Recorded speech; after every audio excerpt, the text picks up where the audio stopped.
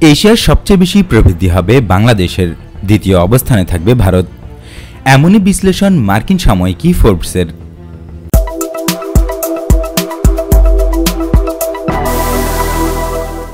সময় এখন এশিয়ার, আর ম্যাককিনসে গ্লোবাল ইনস্টিটিউট বলছে ভবিষ্যৎ এখন এশিয়ার হাতে।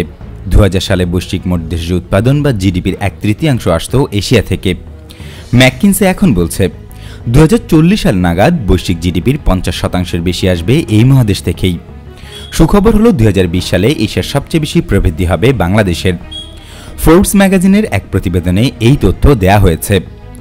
ফোর্বস ম্যাগাজিনের প্রতিবেদনে বলা হয়, টেক্সটাইল খাতে ক্রমবর্ধমান বিদেশি বিনিয়োগ, স্বল্প মজুরি শ্রমিক, তৈরি পোশাক খাত ও পাদুকা শিল্পের হাত ধরে 2020 সালে বাংলাদেশের মোট দেশজ উৎপাদন প্রবৃদ্ধির হার 8% হবে। 2011 সাল থেকে বাংলাদেশের প্রবৃদ্ধির হার 6%-এর নিচে কখনোই হয়নি। দেশে তৈরি পোশাক খাতের ন্যূনতম মজুরি 8,000 টাকা। ফোর্বস বলছে, এই নিম্ন মজুরির কারণে টেক্সটাইল ও তৈরি পোশাক খাতে বিপুল বিদেশি বিনিয়োগ আসছে। অভ্যন্তরীণ চাহিদা ও উন্নত জীবনমানের কারণে দক্ষিণ এশিয়ার দেশগুলোতে প্রবৃদ্ধির হার বাড়ছে বলে মনে করেন বাজার গবেষণা প্রতিষ্ঠান IHS মার্কিটের প্রধান অর্থনীতিবিদ রাজীব বিশ্বাস।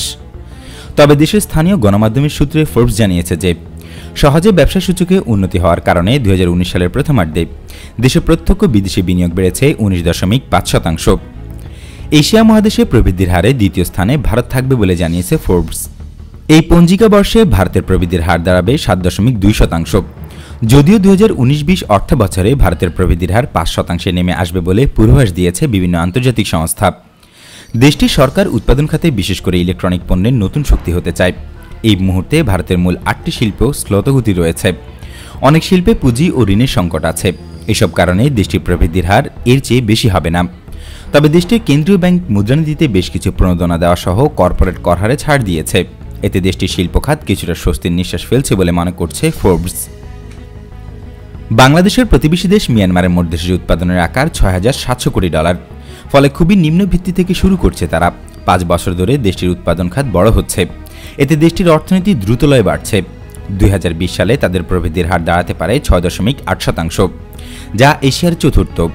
দীর্ঘ সামরিক শাসনের পর দেশটি এখন নতুন সরকারের নেতৃত্বে বিভিন্ন সংস্কার কার্যক্রম চালাচ্ছে, ফলে উন্নয়নও ত্বরান্বিত হচ্ছে। এক নজরে প্রবৃদ্ধি অর্জনের দিক থেকে শীর্ষ এশিয়ার অর্থনীতির দেশগুলো। তালিকার শীর্ষ অবস্থান বাংলাদেশের, যার প্রবৃদ্ধি হবে 8%-এরও বেশি। দ্বিতীয় অবস্থান ভারতের, যার অর্থনৈতিক প্রবৃদ্ধি হবে 7.2%। ভিয়েতনামের 6.7, ফিলিপাইনের 6.2, চীনের 6, ইন্দোনেশিয়ার 5.2 ও মালয়েশিয়ার 4.7% অর্থনৈতিক প্রবৃদ্ধি হবে। বিশেষজ্ঞরা মনে করছেন সামনের দশকটা বাংলাদেশের জন্য সবচেয়ে গুরুত্বপূর্ণ। হয়তো ইতিহাসকে সাক্ষী রেখেই এই দেশ আরেকটা দক্ষিণ কোরিয়া হবে, নয়তো আরেকটা আফগানিস্তান হবে। এটা নির্ভর করছে বাংলাদেশ কী ধরনের সংস্কারের মধ্য দিয়ে যাচ্ছে।